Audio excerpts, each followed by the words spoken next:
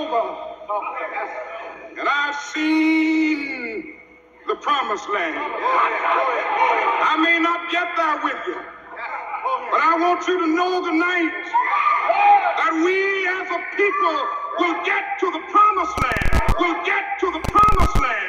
We'll get to the promised land. Romans killing riotous groups that are rising up. As I turned around quickly, and the next thing I saw was Malcolm falling back in a dead faint. Killing any potential threat, any potential Messiah. Dr. King left his room, 306, at the Lorraine Hotel just before dinner to get some air. He walked over to the railing at this spot, and noticing some friends below, he leaned over and began to speak with them. Police say 205 feet away, in a window in a flop house, the assassin waited. Killing any potential threat, any potential Messiah. And Rob, some call that deadly raid the massacre on Monroe Street. Black Panther leaders Fred Hampton and Mark Clark were killed. Fred Hampton and Mark Clark were killed. Fred Hampton and Mark Clark were killed. Right? Now look at these. I'm telling you, I gotta show y'all. A picture speaks 1,000 words. Just look for yourself. And this is the creme de la creme. All praises be to the Most High, y'all. Everything we've been through, y'all, the Most High is going to retribute it on all the nations that have had a hand in the oppression of his apple, the apple of his eye, his chosen people, his beloved, his fervent lover, his only begotten. They're going to have their part in the lake of fire. You see them tormented by some kind of creature. I don't even know what that even is, y'all. Judgment in chains. He that led into captivity shall go into captivity. All praise to the Most High, y'all. It said, thou that dwells in the clefts of the rock. Whoa, I know a lot of y'all know about the Caucasus Mountains. Let's just let the word speak. Let's go to verse 4. Though you exalt yourself as the eagle, and though you set thy nest among the stars. What's up, Zion Dynasty? This is your favorite dreaded Israelite, the man, the myth, and the legend, Mr. J.B. Zion. What's up, Zion Dynasty? First, I want to give all glory, honor, praise, dominion, majesty, world without end to the mighty one of Jacob, the holy one of Yasharal, even the Most High Yah. And first, y'all, I want to say peace, love, blessings, and black power to the chosen race of the Most High Yah, the kings and queens of this earth, the very children of the Most High Creator, the very apple of his eye, the 12 tribes of the greatest nation to ever live on the face of planet Earth. I'm talking about Yoruba, B'nai Ephraim of the tribe of Joseph. I want to say peace, love, and blessings to all my Israelite queens, Israelite kings, Israelite brothers and sisters, those that's been redeemed, the very elect from the four corners of the earth. I salute you all. I send peace, love, and blessings to all you all. I could not do this without y'all. Y'all are the best. Y'all are the greatest family. We the hypest family. We the deepest family. Y'all be rolling with your boy. Y'all be going after these trolls. Speaking of these trolls, I want to say peace, love, and blessings to all my frenemies, all y'all in here, your Uncle Shambos, your Uncle Coos, that's on here trolling, that's on here spying out our doctrine. Let's see what these Israelites are talking about. See, look, Johnny, this is this code I told you about. They think that Yeshua's people, they're not done away with. Yeshua don't care about no Israelites no more, even if his mama was an Israelite. Yeshua turned his back, neither Jew nor Greek for God. So to all y'all, peace, love, and blessings. Y'all keep a boy motivated. Let's go. And I also want to say peace, love, and blessings to all those beautiful, all those wonderful, meek, humble-hearted Gentiles that are supporting Zion, supporting the chosen people of the Most High. We could not do this without y'all. Y'all that believe in that Yah be true and every man be a liar. Those that know that Yah has never turned his back on his people. The people that he opened and parted waters for. The people that he delivered from time to time. The people that he fought for. The people that he made the sun to stand still for. Y'all better, the people that he brought down the walls of Jericho for. The people that he freed out of the fiery furnace, that shut the mouths of lions. Y'all ain't never forgot about his people. Never forgot about his people. people. And to all y'all Gentiles that's with that thing, I send peace, love, and blessings. I pray that everything you think about touching the Most High, send abundance. Send the very dew of heaven from on high on everything that you support, because you're supporting y'all's chosen people. And just like y'all told Abraham, he would bless those that blessed his people and curse those that curse them.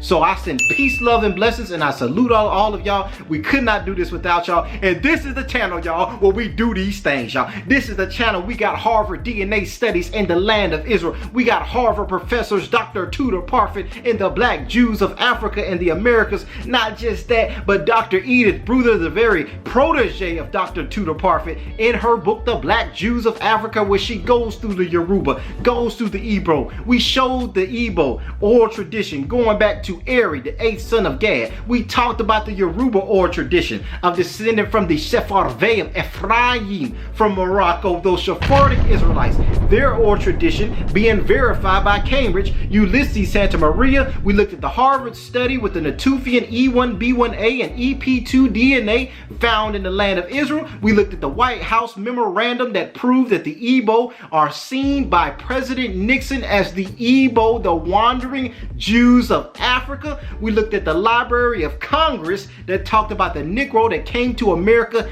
deaf and dumb, but yet could understand, write, and speak Hebrew. We got all the receipts on this. Yes! We got all the receipts on this channel. This is the channel where we do these things. So first, y'all, what are you doing if you haven't subscribed? I know y'all love this channel. I know y'all love this work. Don't just click the subscribe button. Join the movement, y'all. We're doing these things and we're only going up from here. Let's go. So subscribe, all of my family, y'all like, comment, share, send this to as many people as you know. We're gonna flood the internet with this truth. We're tired of all this other foolishness, black folks acting foolishness on TV and booty popping and all this foolishness. We finna spread some knowledge. If you wanna hide anything from a Negro, you put it in the book. We gonna spread knowledge. We're gonna spread scholarship. We're gonna spread these scriptures. Let's go. Y'all flood the internet with these things. So y'all, in today's video, we going into it, y'all. This is gonna be a big one. I know I say that every time, y'all, but this is gonna be a big one, following up with Cointelpro. I did not intend on Cointelpro going into like 3 parts, y'all. I just was like, well, I want to deal with the Council of Nicaea, Willie Lynch, Cointelpro, J. Edgar Hoover, the Space Force. All of that are these conspiracies going back to Psalms 83 that the nations have instituted. These are the safeguards that allow Esau to sit in his recliner and be like, them niggas ain't never gonna wake up. We done done a foolproof plan, Johnny. Johnny, look at these Negroes. They got their pants hanging down, most of them knocked up. They thought their plan was foolproof. They thought that the Most High Yah was not able to even take a valley of dry bones and turn it into an exceeding great army. They thought the Most High was not able to take the very tool of our destruction and damnation and turn it into our salvation. They thought the Most High was not able to, by the blood of Yeshua, take his immunity and apply it to his community. They thought Israel was done away with. They thought that Israel had been replaced with the church. They thought that surely they're trapped in the curses of their God and the favor of Yah has departed from them. But they don't know Abba Yah like we do. Let's go. They don't know the Father of spirits like we do. They don't know that the Most High says that I've sworn an oath not by any other, because I couldn't find nobody greater. So I swore by my own name's sake that I will remember Abraham. His faith pleased me so that I said I'll make an everlasting covenant with his seed, and I'm gonna get him back to Zion for my name's sake. He got shooters on the roof. Let's go. So y'all, we gonna talk about the Council of Nicaea in this video, y'all. And we're gonna piggyback off the Willie Lynch letter. If y'all ain't seen that video, I know it was kind of gruesome and I know it was kind of rough. I had to do it, family. I need y'all to understand what we're up against. Now let's talk about that. So Esau is a crafty beast. This is, and I call him a beast because the Father calls him a beast. The 4th beast of Daniel chapter 7. Let's go. So Esau is that 4th beast, that dreadful beast, iron teeth, just like the statue, the 10 toes, iron mixed with clay, the beast that Revelation, John the Apostle, saw come up out the sea. Ezra tells us that the beast that came out of the sea is actually an eagle. So when we talk about America, when we talk about Esau and his beast system, his capitalistic, critical race theory based agenda that seeks to capitalize off of a scapegoat, creating arbitrary definitions such as race, gender, class to divide society so that the wealthy upper echelon of the elite will maintain their power construct and rule this empire world without end. Or that's what they think they're gonna do. So we looked at Esau's craftiness. We looked at this goes all the way back to Jacob and Esau, where Isaac told Jacob that he would inherit the best of the earth, he would get the birthright, and Isaac would dwell in these places because he would live by the sword. Y'all gotta understand, white folks are like a serpent that you'll never be able to charm. Now I ain't talking about all of them, but the majority of these Gentile nations as a whole, they think like warfare. See, our people, we don't understand how war gets down. That's why we went through the Willie Lynch letter, because they use tactics to divide, conquer, infiltrate, learn the language of the people in order to best subdue them. They smile with a big crooked grin while they're thinking about policies to take the very shirt off your back. This is how these people get down. Now we see this in Ezekiel where he says, if a gleaner was coming to get grapes, would he not leave at least a few of them? Now this is the indictment against Edom, because Edom would be known for warfare. Edom would be known for dwelling in places that did not belong to him. Edom would be known for doing these things. So we looked at the Willie Lynch letter to see how Willie Lynch had a scientific method, y'all, of destroying the minds of our people, of keeping our people oppressing one another. That crab in the bucket mindset. Family, this is why urban apologists, you know urban stands for black. These urban apologists, you got white folks that have infiltrated the black community, but they didn't stop there. They raised up these black, young, charismatic, anointed, right, gifted Israelites to do their bidding for them and say that, well, I am a black person, so I can tell y'all race don't matter, man. The Most High God loves everybody. And they think that there's some kind of charming savior that's bridging two warring communities together. When the Most High said in Genesis 11, I don't want the Tower of Babel. Y'all understand? The Most High in this universal one world, that was never the Most High's heart. He divided the nations based on the bounds of Israel. We see this in Deuteronomy. The Most High in the next chapter, after he destroyed the Tower of Babel, he took one family and said, I'm gonna use this family. The Most High ain't never been about no universal hand-in-hand foolishness.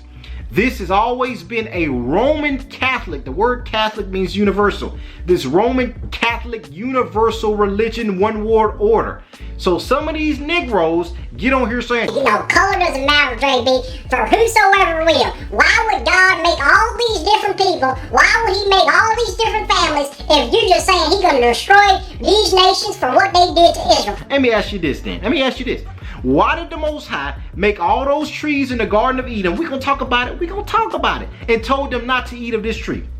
Why did he make all the animals and tell Israel not to eat catfish, not to eat lobsters, not to eat pig? It's unclean. Why did he make it? The Most High can do whatever the shiz biz he wants to do with his creation, and he does not need to consult you.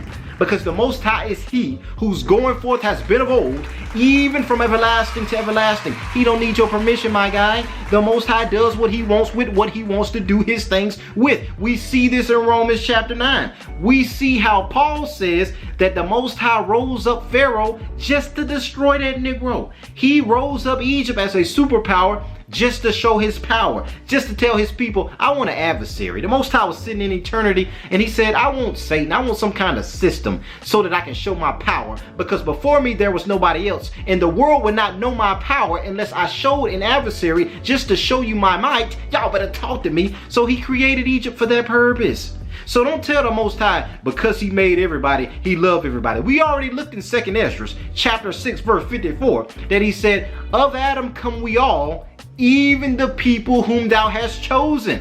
And you have said unto likeness the abundance of the nations, that they are as a drop of a bucket. The Most High there, Isaiah said they're like spittle. The Most High could care less about these other nations. He said the bounds based on Israel meant for Israel to be a nation above all nations. We see this in Deuteronomy 7 verse 6, because the Most High wants to teach the nations about family. That's why he's divided the nations based on family and took his chosen family and said, okay, y'all love one another. You show everybody Torah. You show them the lifestyle of the Creator, and you be an example unto the other nations. That's how the Most High gets down. He ain't make for no one people to come and just do all these things. But this is where Willie Lynch comes in. Willie Lynch, and y'all, I gotta understand, white folks are crafty. They have created a system to conquer and to be able to universally rule the earth. And they use ground game as well as the air game. What are you talking about, JB? What I'm saying is Esau has had two different methods that they're using to keep Israel destroyed and keep the hope of a Messiah from coming back. They got an air game. They got the Air Force, the Space Force, to fight against them chariots, to fight against Yeshua coming from the sky. And then we learned in Cointelpro that they got a ground game.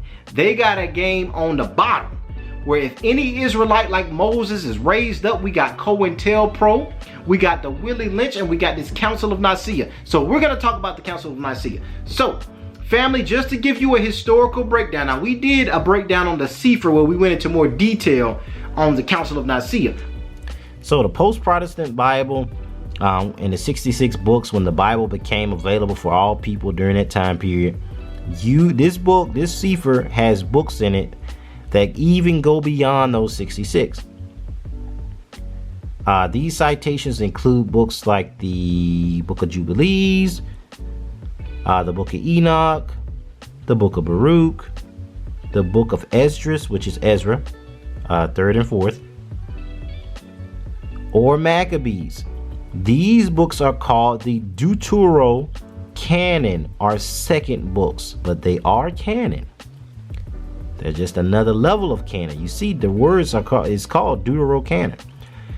So when urban apologists say things like, well, you know, the Apocrypha is not canon, you're not going to find that. Most theologians know that that's not the issue. It's just why they deem these books unnecessary. Some of these books have been called the Apocrypha, or secret writings. Over the years, these books have been excluded from the 66 books of the Protestant Bible. However, this exclusion cannot be justified historically. I repeat, the exclusion of these books cannot be justified historically. I'm telling y'all, the Sefer ain't playing any games, y'all. The First Council of Nicaea is one of the most significant events in the history of the Christian church, and it would affect European history for years to come. This is the messed up truth of the Council of Nicaea. The Council of Nicaea was the first ecumenical council of the Christian church. What this means is that bishops from the entire known world of Christianity came together for the first time to discuss major issues affecting the faith. At this point in history, the Christian world consisted mostly of Southern Europe, Northern Africa, and the Middle East. Still, that's a lot of bearded dudes in pointy hats. The council was convened in 325 CE by Emperor Constantine the Great, generally regarded as the first Christian Roman emperor. He held the council in the ancient city of Nicaea. While not literally every bishop in the world was actually present, tradition holds that 318 attended, largely representing the eastern portion of the church. Notably absent was Pope Sylvester I, who did at least send a few representatives on his behalf. Constantine called the council together in order to address issues of division within the church. He hoped to reestablish peace religiously, as he had just done politically by defeating his imperial rival Licinius. But basically, in 325 AD, you have the Roman Emperor Constantine I. Constantine assembled a group of cardinals, bishops, laymen, scribes, scholars. I forget the specific number, but it was a lot of them, family. He assembled all of these scholars in the Greek, in the Hebrew, in the Old Testament, in the New Testament, to sit down and construct, using the Hebraic scriptures, construct a religion that could revive the Roman Empire. During Constantine's time, the Roman Empire was on a decline. He sought to mobilize and galvanize Rome by taking the concept set in place by the Hebrews and creating a universal religion. Now, the reason I bring up Willie Lynch is because this tactic is not anything new. Understand, the Judean people gave Rome the biggest hell. The Judean people had so many rebel rousers, they had so many would-be messiahs that gave Rome hell, caused Rome to have to expend so many resources to go squash these rebel groups that they got tired of it, and they said, we can adopt their culture, their language, and use it against them. Y'all pay attention to this. So this is where we see the craftiness of Amalek, the craftiness of Esau, where they did a great swap. A commonly repeated factoid about Constantine the Great was that he was the first Christian emperor of the Roman Empire. Constantine is well known for his dream-inspired conversion in which a Christian symbol led him to victory in battle. Following that came the Edict of Milan, which made Christianity legal within the Roman Empire. This rule led to the building of some of the most famous churches in the world, including St. Peter's Basilica and the Hagia Sophia. Constantine also, of course, convened and oversaw the First Council of Nicaea, a pivotal moment in Christian history. However, by the time of the council, Constantine hadn't even been baptized. This, despite his professed conversion following his prophetic dream some 13 years prior. Constantine would not, in fact, be baptized until he lay on his deathbed in 337 CE, believing it was best to be forgiven of his sins as emperor all at once. There is actually a great deal of evidence that suggests that for most of his life, Constantine worshipped the sun. The Arch of Constantine, a triumphal monument that stands to this day, was built after his official conversion but bears no symbols of Christianity. It doesn't even have the Cairo symbol to which he attributed his famous victory. Instead, only tributes to the god of the sun can be seen. It's more than likely that Constantine didn't truly care about the theology of the Council of Nicaea. He only sought peace. Even if the Council of Nicaea established this and said that we can better conquer our enemies by keeping them close. You understand, the old saying is you keep your enemies, or you keep your friends close and your enemies closer. This is a warfare tactic. This is why, to all my pro-black folks that may be watching, that may not know that they Israel, y'all say, well, you know, the Bible, man, that's the white man religion. You know, they use that to enslave our forefathers. That ain't never who we been. We been Africans. We ain't never been part of that Bible. Let me explain something to y'all about warfare. White folks would not use a different identity to enslave you. They would not use a foreign concept to destroy you. You keep your friends close and your enemies closer. To better understand and destroy our community, they used our identity against us. Understand the wisdom of this thing. We looked in the Willie LYNCH letter that it maps this out precisely. They said to better understand your enemies, to control them, language is key. They used the example about saying, well, we tell the slaves to go get our crops, right? They know the slaves might think that they're included in that. But in the English language, they're talking about themselves and the Europeans. Now, this was just an example that the Willie LYNCH letter talked about, basically understanding that language can be used as a deceptive device, right? Language can be used to deceive and manipulate. And if you know your enemy's language, you can better understand and conquer them, or at least expose their tactics. So white people who have been practicing this for so long have discovered that if we use the Hebrews' culture against them, we can better win. This goes back to the Council of Nicaea. This is the birth of Christianity. This is why you have Easter bunnies and bunnies laying eggs and Christmas trees and all this paganry, because the Romans took their life and they merged it with the Hebraic life and stripped the Hebrew people of their right. So family, when you understand the laws, the statutes, the culture of the Israelites, it helps you harmonize what was going on. During the time of Yeshua would have died historically on Passover. We see this in scripture that as Passover began, that Christ during that feast day, he was crucified. Now, if you understand Israelite customs, you understand that any high holy day is also considered a Sabbath, a high Sabbath. Why do I bring this up?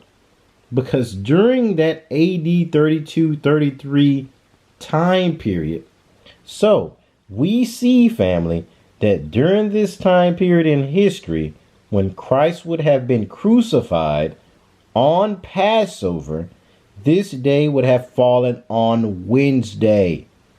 Why is this important?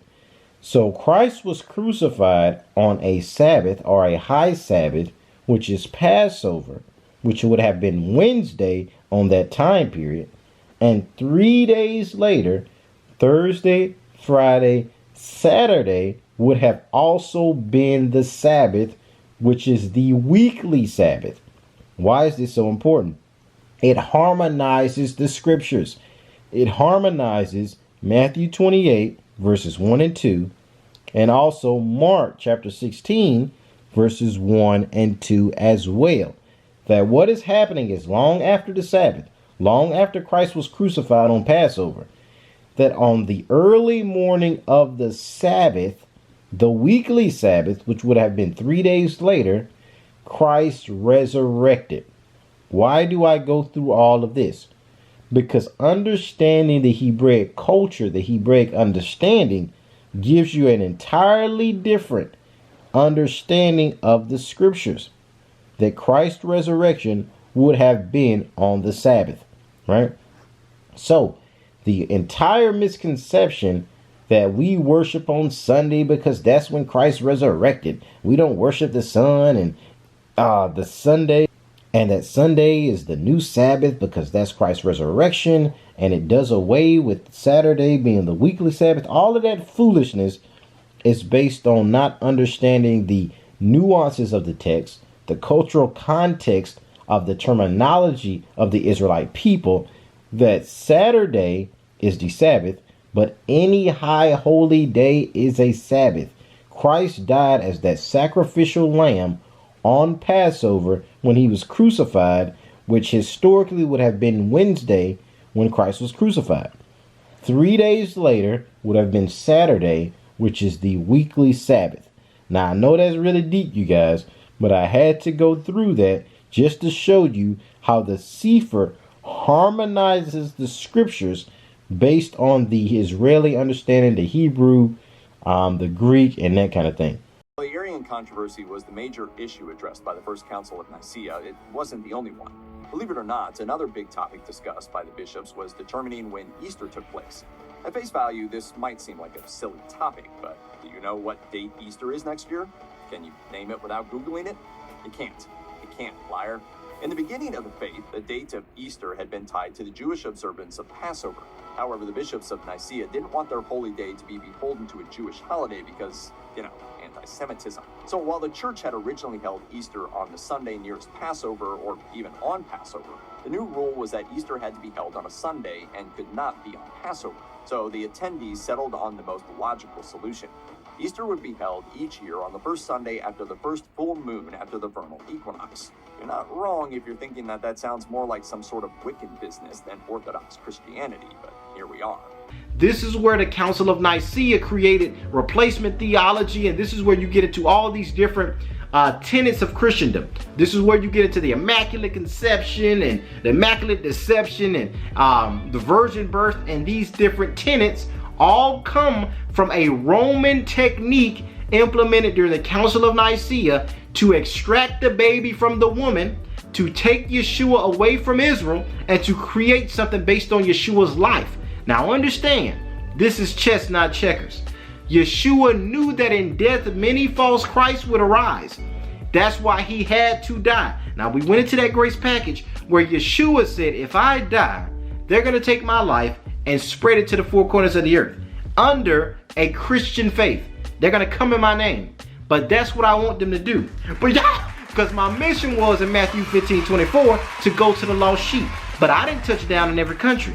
But in my death, I can accomplish the mission of Yahweh better in death than in life. Because when I die, now they're going to take that Bible and they're going to enslave all of my people in the four corners of the earth using their history, which is a war mindset.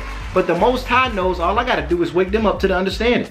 Yeah, you can take Christianity and enslave y'all's people. You can spread that Bible everywhere. But all I got to do is send the prophets out. All I got to send is JB out. Let's go! And it can awaken the people to the understanding of the scriptures that Bible was always talking to one family. We looked at in Joel 2:27 that I am the Lord thy Yah, Elohim, a group of people. I am the Lord your God and none else. We looked at Yeshua and said, I am not sent, but unto the lost sheep of the house of Israel. Your boy got Apocrypha. Your boy got the Sefer that shows you. I got Harvard Israel Redivivus, where we know the Gentiles that Paul went to historically were actually Hellenized Israelites. So now the understanding is coming out, which Yeshua planned the whole time. To all y'all that don't believe in Yeshua, I'm trying to show my brethren the wisdom that he operated in. Ooh, man. The wisdom that Yeshua possessed. He was the very image of the invisible God in flesh. Let's look at it, family. In Colossians chapter 1, verse 15, it says, let's go back to verse 14. In whom we have redemption through his blood, even the forgiveness of sins by that Lamb that was slain, who is the image of the invisible God, the firstborn of every creature. For by him were all things created that are in heaven and that are in the earth, visible, invisible, whether they be thrones or dominions, principalities or powers. All things were created by him and for him. Y'all, this gets deep. Yeshua is the revived image of the Most High, taking the dust of the earth and creating a carbon copy of himself. Understand, now this is going to get deep. Y'all stay with me. The original intent of the Father was to make man after his own image, after his likeness, after his nature, and that this carbon copy would show the invisible God to the nations. We see that this covenant went down through time, found a man named Eber, found a man named Abraham, found his son named Isaac, found his son named Jacob, and through the 12 sons of Jacob, he established a nation that was meant to embody the invisible God. But because our forefathers failed, Yeshua had to come, and the spinning likeness, and the spinning image of the Father, walking the way the Father would walk in flesh, talking the way the Father would talk, hair with the pure wool like the Most High Yah, not eating the unclean thing which the Most High said was unclean. Yeshua in himself embodied the very perfection that the Most High had ordained from the foundation of the earth. Y'all understand this thing now? I'm telling you, I'm going through that.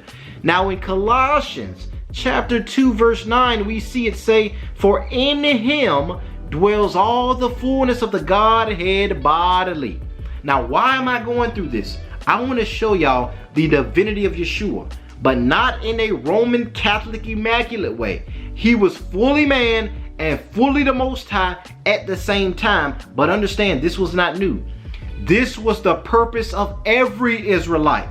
Our people were meant to be the gods of this earth. We read in Psalms where it says, are you not like unto gods unto me? Our people were always meant to embody the Most High, walk the way he walked, talk the way he would talk, and be an example unto all nations. This is the purpose of the kingdom. This is the purpose of Deuteronomy 7:6, Deuteronomy 14, Deuteronomy 28, of Israel being a kingdom of priests set above all nations, to show the image of the invisible God.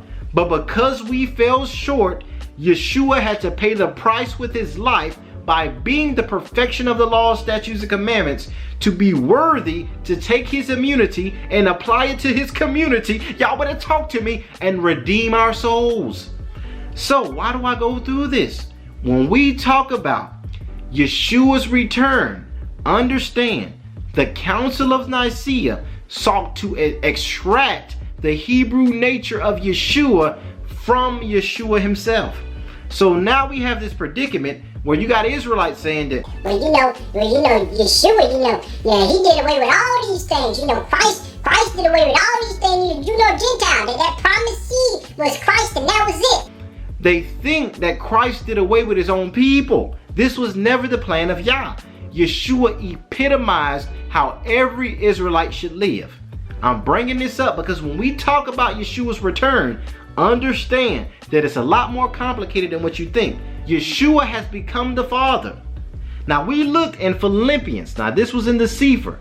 In Philippians chapter 2 and verse 11. And it said, and that every tongue should confess that Yahuwah is Yahusha HaMashiach, to the glory of Elohim the Father. This is deep, y'all. Yeshua is an ideal. Understand, I know that's deep. Yeshua has become one with the Father himself. Yeshua, in the way he lived, was the perfect example of the way Israel should live and illustrate his life to all the nations. Why do I bring this up? When we talk about his return, understand Yeshua has become the Father. The Father is the Son. So his return is a little bit different than what some of y'all may think.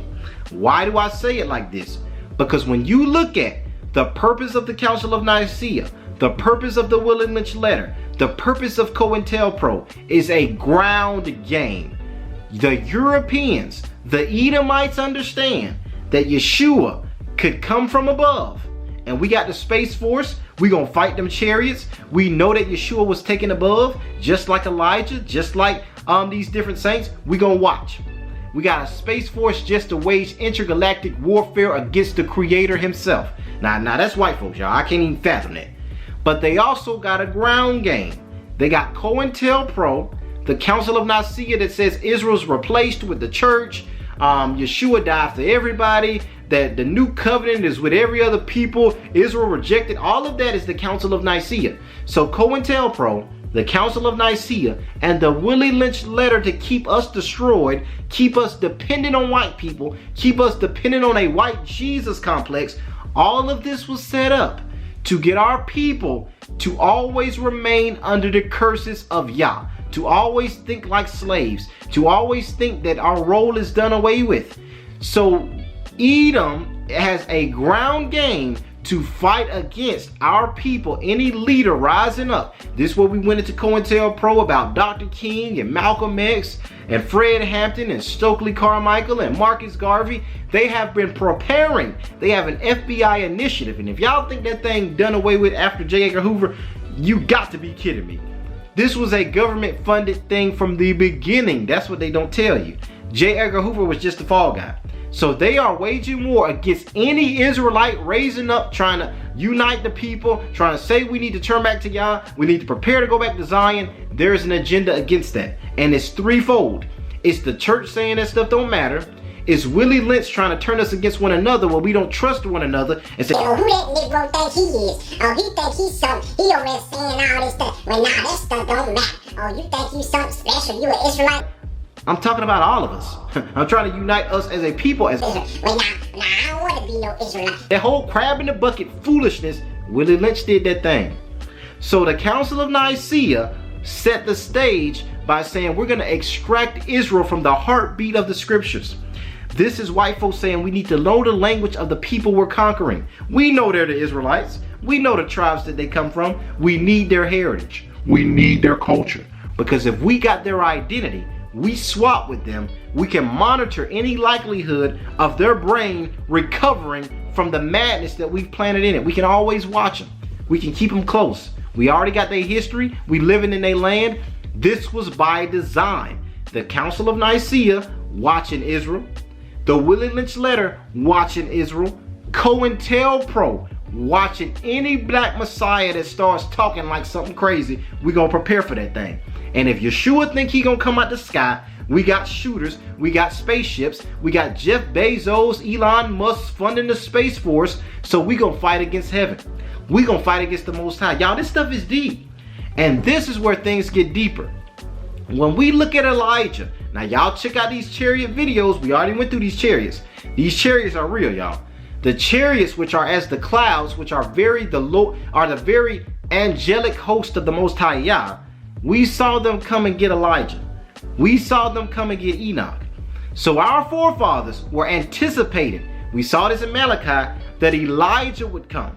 We read in Malachi chapter 4 that the Most High said, I will send Elijah the prophet before the coming of the Lord, and he shall turn the hearts of the fathers to the children. The mystery is in Matthew chapter 11. Let's look at it. So in Matthew chapter 11, verse 11, let's read it.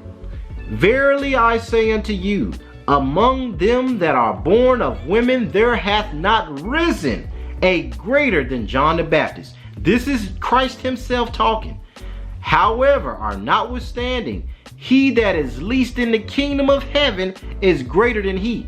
Because John never entered into this thing, y'all. So the least of us that are able to see that day when Yeshua returns and we go back to Zion is greater than John the Baptist, because he never experienced the full manifestation of the kingdom. Let's keep reading. Verse 12. And from the days of John the Baptist unto now, the kingdom of heaven suffers violence, and the violent take it by force. For all the prophets and the law prophesied unto John. And if you will receive it, Yeshua knew this was going to be hard to understand. This is Elijah which was to come. Now, y'all, this gets deep. There's a verse in Jeremiah that says that Jeremiah, even you, are going to discontinue from your heritage. And I bet you Jeremiah was like, how am I going to discontinue from my heritage? You would be back, Jeremiah. Now, this gets into some reincarnation. Our forefathers, our ancestors revisiting through Israel in different time periods. We see this with what Yeshua is saying.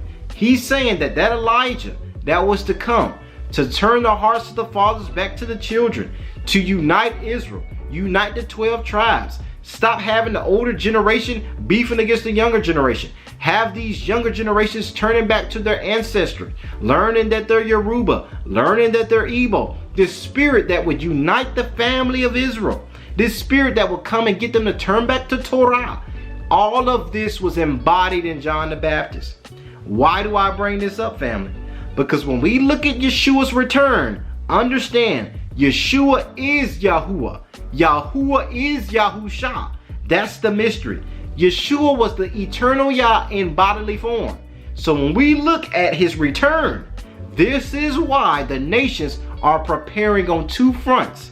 They're preparing in heaven, and they're preparing for any leader on this side that could potentially be the reason they killed Dr. King, the reason they killed Fred Hampton, the reason they got rid of Stokely Carmichael, Elijah Muhammad, Malcolm X, the list goes on, because they feared the rise of this black Messiah. And now Trump and them boys said, well, we got shooters out there too. If these chariots come and Yeshua come on one of these chariots, we ready to fight. If they try to come down here, we ready to fight. So I hope y'all got something from this, y'all. I know it's pretty deep. I know it's a lot that goes into this. I need y'all to understand that the Council of Nicaea was set up to watch Israel. It's like that red dragon.